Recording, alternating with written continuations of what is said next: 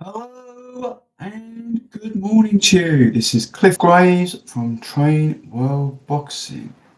I hope all you lot are well. Wow, what a day it was yesterday. Really, really was intense. But I'm through yesterday. I mean, in an enjoyable way, a challenging way.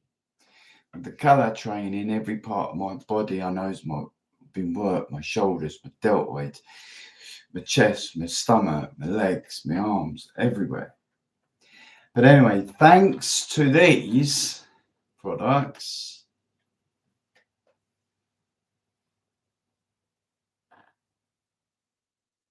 thanks to the Cerule range, some of the Cerule range, I am recovering faster. But I am not going to go into that on this broadcast, okay? That's there for you. I just want to say very, very quickly, if you don't mind, I had a realization yesterday that we call ourselves Train World Boxing. That's because I know a fair old amount about boxing. That doesn't mean I know it all, by no means. What it means is the learner plates are down and the provisional plates are up. I've done my apprenticeship with blood, sweat, and tears in the ring. So it originally started Trainwell as sort of exercising and that sort of thing, which still remains. I thought training well for boxers. It has moved on quite considerably to become a holistic online educational platform, which means all those hacks that we've been going through, diet, nutrition, self-defense, weight training, all that is amalgamated, joined together to make this holistic program. Financial freedom's in there, spiritual health's in there. We're not a sect or a cult. But all this complements one another to make you complete, to make you that optimized person, to make you that optimized entrepreneur ready to go for 2025. Now, I have no doubts that people will view these broadcasts and you'll get a difference of people. You'll get one, come off it, wake up and smell the coffee. You ain't interested in all that old balderdash, are ya? God dear me. The negatives in this world. The have-nots in this world. All they can do is critique and laugh and scoff. Those types of people we just ignore. The second category of people are the high flyers, the business people, the business owners that own businesses, in fact, probably are investors in a big way. They're flying high, and they'd probably be very polite and say, look, I'm so busy at the moment. I really am so busy, incredibly busy with all my businesses. But jolly good luck to you. And again, the high flyers that have made their money, that can sit there in a Spanish villa, they're probably there right now. I'm not saying that at this time of the day they might be sipping on a vodka and Coke or whatever. Just relaxing, taking it easy, you know that everything's there. They've got their red Ferrari out there, a choice. Or are they going to take the Maserati today? I don't know. Those type of categories would be very polite, but would let us down gently. So those are the two categories of people we don't want to be talking to. We want to be talking to the go-getters. Right? It fucking hurts inside. Well, you don't want to do anything criminal and break the law and end up having to do long bird behind bars. It hurts so much. There's a need there. It's not the requirement just to be in the game of making money for the sake of money. You need that extra cash to pay the gas bill. You need that money to help paying for the rent or the mortgage. You need that money there to help you pay the HP on the car. It's a necessity that drives you forward. It's why professional boxers inevitably will take up boxing, because it's always been a great working class get out. Men and now women, but clamber up in brave men and women and kids will clamber up into the square ring and fight. And when you're a professional fighter, they're fighting for their lives. They're fighting for their family. And some of them are a bit tasty and they go on to become world champions and make a lot of money for themselves. Us lot, the other lot, we have to resign ourselves that there has to be other ways of making our money. I'm not telling you to give up your factory job. That's your lifeline. I've worked in a factory and I used to earn a lot of money, but I used to have to work hard for it. We're talking 12 hours and in some cases above.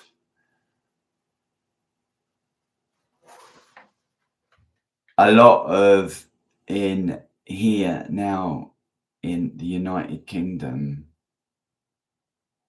it's changed. British industry has changed terribly. But I know, because I feel it, because I've come from that working class background. And I know what it is to be poor.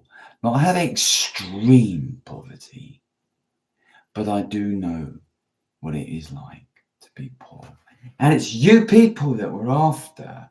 You people that I feel Train World Boxing can help. Can help with this company. We've got our sports apparel merch, but that we can deal with another time. This company.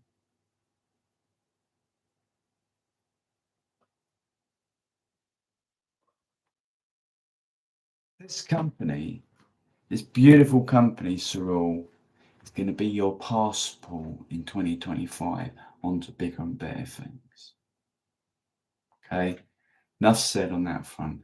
Let's get stuck into this isometrics. Now, it came to my attention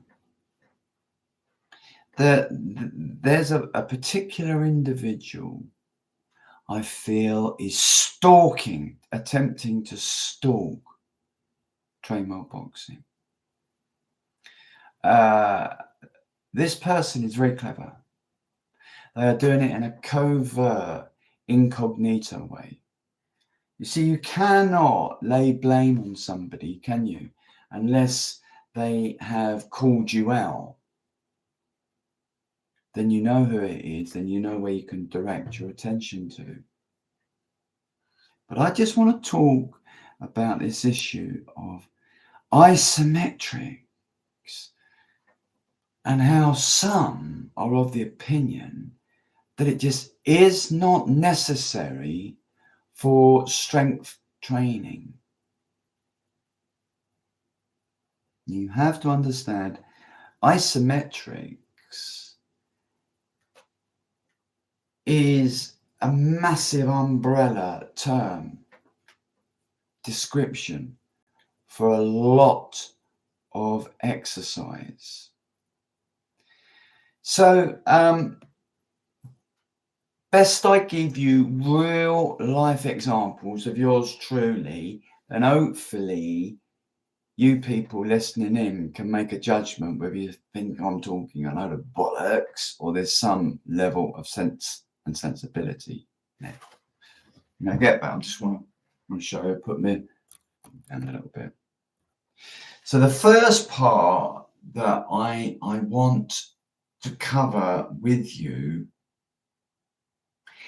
is isometrics for rehab. Because I used to do a lot of boxing and I'm tall and I'm lean, I used to get quite a bit of shoulder problems. A lot of swimmers get it. Boxers can get it a lot. I don't want to go into the body anatomical reasons why. But I'll just say what it does is this pushing out will inevitably extend, stretch, and more often than not, because boxers forget this and negate this, will weaken the infraspinatus muscle on your shoulder blade, right? Because you're doing this, look, you're doing this there, I'm talking about that muscle there. I can't get my hand right around it. This. And this muscle,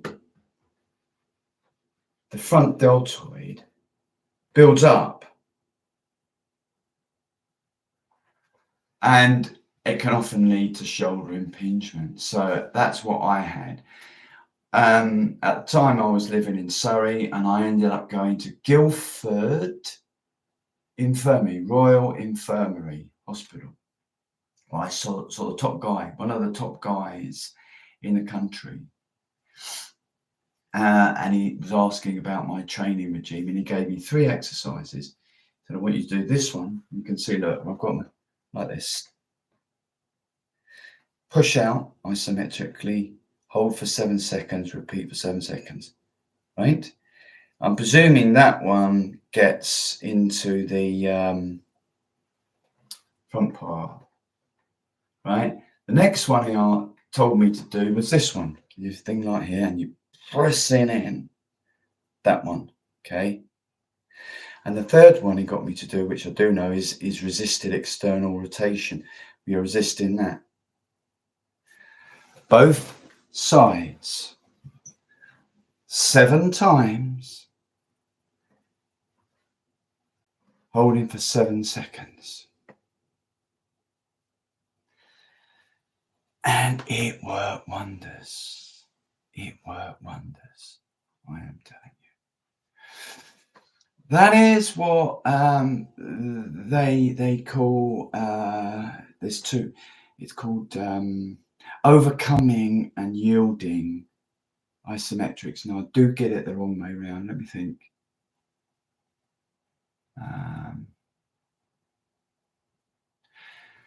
I think this would be overcoming, but it doesn't matter, does it? But what I'm trying to say to you is a lot of physiotherapists, a lot of stages initially with physiotherapy, before they start getting onto the full range isometric concentric exercise stuff, depending on how badly you're injured, will incorporate isometrics. So that's one category, and quite a big category, I think. Isometrics for rehabilitation. Okay? So I'm just shuffling the keyboard around a bit and the notepad. I've got a little notepad on this one, made some notes. Now, the second category to seriously consider, and I would invite these sports to tell me, you're terribly wrong, mate. Cliff, you're terribly wrong. Whereby isometric training can really aid your performance. Consider wrestlers. Consider MMA athletes. Consider judokai. Now we're talking about, and I did judo, so I got to orange belt, but I did judo, I tasted it, so I know what I'm talking about. There are big bits when you go down onto the ground, right? Down onto the mat. And you have to hold them. What's it not called, a hip on in Gary or whatever? But I was thrown. I was hip throwed, brought to the ground, got into this lock where this kid got me almost like in a headlock, leaning into me, down on the mat. We're on the floor, we're now grappling. And he held and he held and he held. I was later to understand they call this a description called anaconda strength. So,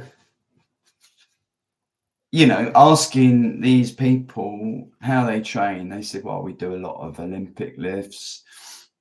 We do a lot of press ups and body weight exercise. We do a lot of full range exercise, pull ups, weighted pull ups, bench press, squats. But we also do this thing called anaconda strength, which you have to have the ability to hold in one position. You're holding an opponent down on the ground until they submit, until the referee says that's it. Takes incredible isometric, no movement, strength. Think of the strong men with their carries. I'm just trying to think of the most brutal. I think they're all brutal. But think of the Conan's Wheel. You know, the bit where they get it in, they're quicker than it, and they're just walking around and walking around and walking around and walking around and walking around. These tough, hard men of 21, 22 stone, gritting in their teeth, almost brought to tears. They're holding it like this. But what do you suppose that is? Yes, they're walking around, but what do you suppose that is? That position that they might hold for over 60 seconds. What is that position? That is an isometric hold, my friends.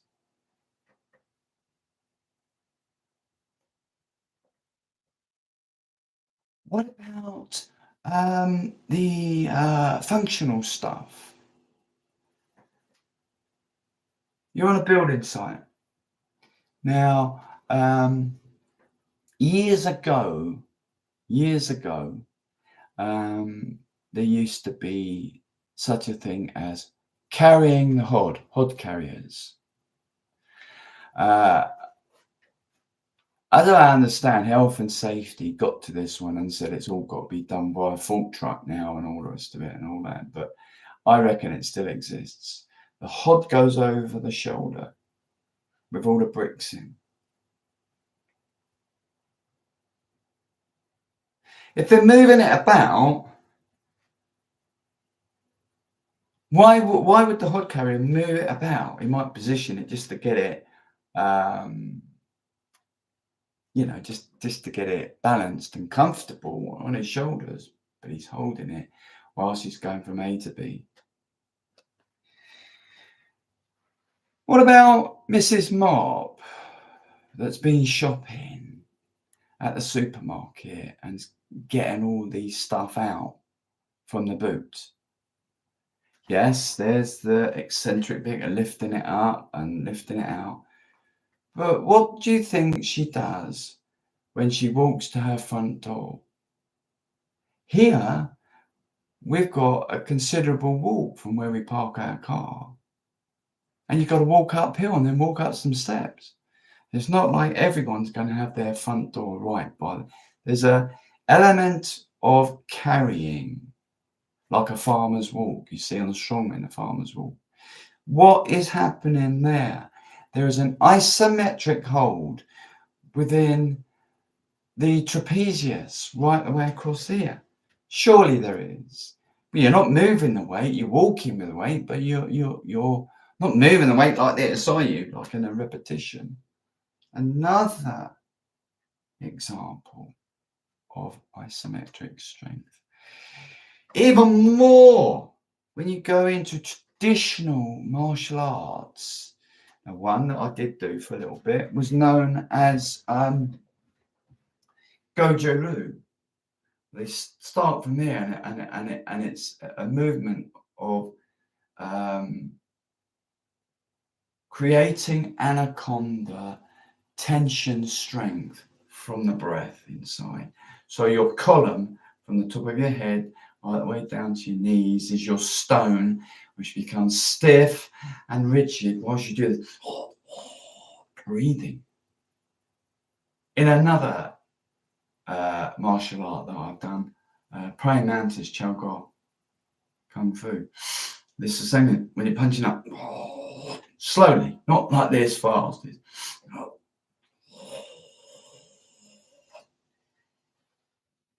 There's movement of the arm, yes, but the point I'm saying is you are isometrically contracting your column, your core, if you want to say a better description, to isometrically contract.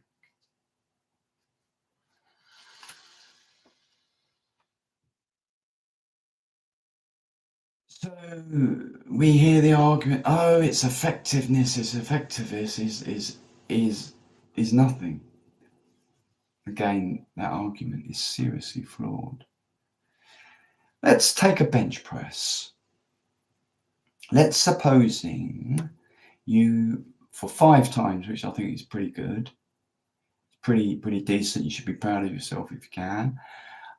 You can rep out 100 kilograms on bench press. Okay, like this, out, back, 2, 4, 5. Full range repetitions, right? I guarantee you, if you could get 2 mates and you said, look, I want to nip this 20%, 120. Cliff, boy. No, I want you to. I want you to lift it to me. I'm just going to perform negatives. So you lift it out of the support racks and you let it go. And at the top, you're resisting, bang, it hits the safety rails and your mates grab it from this position here. And they lift it back up. And you're doing, all right, I'm just going to do 3. Like this. You can handle infinitely more on the eccentric phase than you can a concentric phase. Okay. So you may well, if you can do the 5 reps of a natural limit on the 100 kilograms, you may well be able to perform 120. But the most intensive format of contraction, muscular contraction available is an isometric one. So again, you now say to your mates either side of the barbell, look, I'm going to try this at 140. I'm going to set the safety rails, right, so they're just a little bit down to catch the weight if it all goes pear-shaped. Can you boys just lift the weight out for me and give it to me like this? And give it to you like that, and you hold it. Hold it. This is known as a supra maximal height. You hold down under. I'm not saying you might be able to do more, you might be able to do less on a fall, but it's right to the pinnacle where you're shaking like this. You're shaking, you gritting your teeth, and you let it go.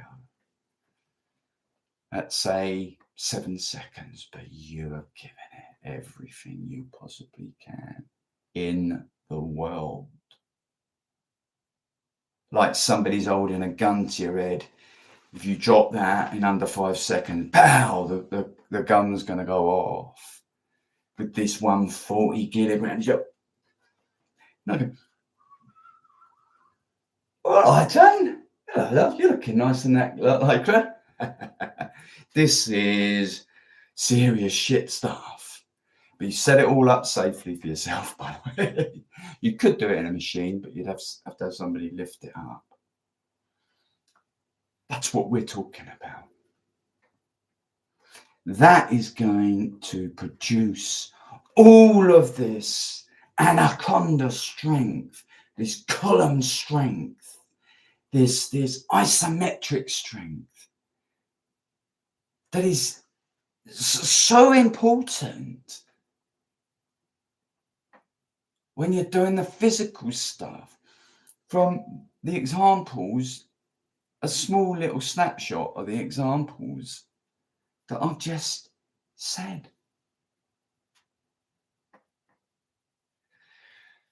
Does that mean you emit normal full range muscular contraction exercise?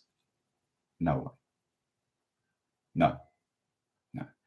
You integrate it in to your training.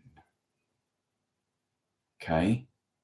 You integrate it into your training. So you're doing a combination of brute force isometric. I think they do call that overcoming isometrics. It's either overcoming or yielding. Give me some slack, peeps. All right? But you've done that. And that is the brute force, caveman, barbarian. No fluff, no flaffles, strength training. You're not pouncing about, you're not pissing about, you're getting it on. And I just think that there's 2 exercises really that you can do it on, money exercises, I think. And that's the bench press and that's the back squat. Both of which, right, you're going to have training partners to help you and assist you and encourage you. Okay? So always think of safety. Always think of safety. And that's it. Crikey, we've been going nearly 30 minutes. If you stuck with me, well done. But there you have it. That is the beauty of isometrics. It has its functionality there for sports, for everyday life, as I've just given you examples of. It has the rehabilitation aspect. Don't ask me, go and ask the physiotherapist and say somebody's had a smash in an RTA and they've done their shoulder up and they cannot move their shoulder. They can't grab a bag of sugar down from the cupboard to make themselves a cup of tea. I shouldn't really have said that, should I? They can't go and get the tea bags. They can't go and get the tea bags, the coffee or whatever. You get what I'm trying to say? There is rehabilitation when it's right in its infancy stage. And you've got to go back to the old adage, from small acorns grow big oak trees. Let's get the muscle strong. Let's get some blood in that muscle. And let's start working back from that strength. So yes, isometrics are highly effective and important in any weight trainee's regime. This is Cliff Graves from Train World Boxing. Thank you for listening. Ciao.